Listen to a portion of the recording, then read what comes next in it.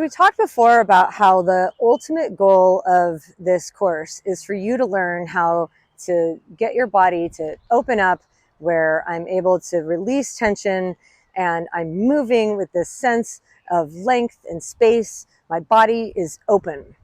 And when your body is open versus being, say, guarded or restricted or held, I'm bracing myself for impact. And notice the change in my posture, even as I say those things. As I'm guarding and bracing, I'm constricting in like this, versus like when I'm relaxed and open, this is a more vulnerable position, but this is a position that you can express yourself even more efficiently through movement when I can be open like this. One thing that tends to stand in the way for a lot of people in achieving this more open-hearted posture and just open body in general is happening in our minds. And I don't want to say this is controversial, but maybe it's just something that people haven't thought a lot about before, is the way that our thinking impacts the way that our body holds tension or not. So when we have a thought that we're not safe, that what if I fall right now? I don't like him or her. Like, the first thing that happens there is our breath starts to get tight. So when you start breathing high and tight, and you're going to hear a lot about this over the course of this module, we'll talk about breathing high and tight versus breathing low and slow. And I want you to experiment with this a little bit, or maybe just start recalling some memories of when you're angry, frustrated, scared, nervous, any of those feelings. The first thing that happens is I'm gonna breathe faster and higher and tighter up in my chest. And as I start to breathe high and tight, I might start talking faster like this. My hands might start getting sweaty. My shoulders start rising up. I'm holding more tension this way. And again, from this position, am I likely to be able to express myself genuinely via easy movement? Like, probably not. And so developing for yourself this superpower ability to recognize that brain state of, oh, I'm uptight right now. I'm anxious right now. I'm nervous right now. I'm mad right now.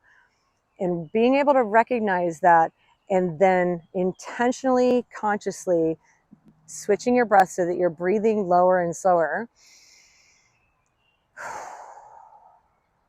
And then note the change in state. And you have the ability to do this at any time, absolutely anywhere. It's completely free. You just breathe low and slow, and then note what is happening in your head. Like, oh, I'm able to think more clearly. I might become more creative. I can solve my problems better.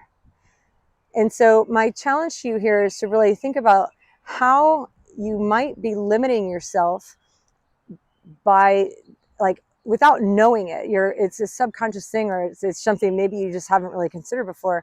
But the way that we limit ourselves by having a closed mind, and again, this could be a bit of a controversial statement, but people who seem like they already know. I already know everything. If you already know everything, the chances of you having an open mind and able to like learn new information goes down drastically. And what I would say is that people who are closed-minded and think that they know everything already are likely not breathing low and slow. Because when we do breathe low and slow, our mind tends to open, and we tend to be more receptive to new ideas, new ways of doing things. Maybe that's a different way. And you can approach that with a sense of curiosity. I wonder if there's anything to that. Let me try it and learn for myself. And so if and when throughout this course, you find yourself feeling a bit of resistance, or thinking like, that's dumb, I don't want to do that, make a note of how you're breathing in that time. And then intentionally, consciously shift it down, low and slow.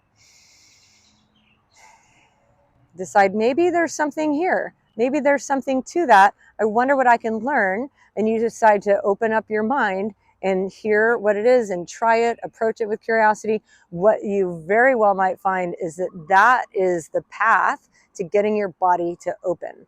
The two are so closely linked that if we went through this course and I didn't talk about the way that you're thinking about things, the way that you're breathing, and I only suggested that you only do the body exercises, you would be missing out on some of the key benefits of this. And you would also likely be missing out on your ability to access it at like pretty much any time.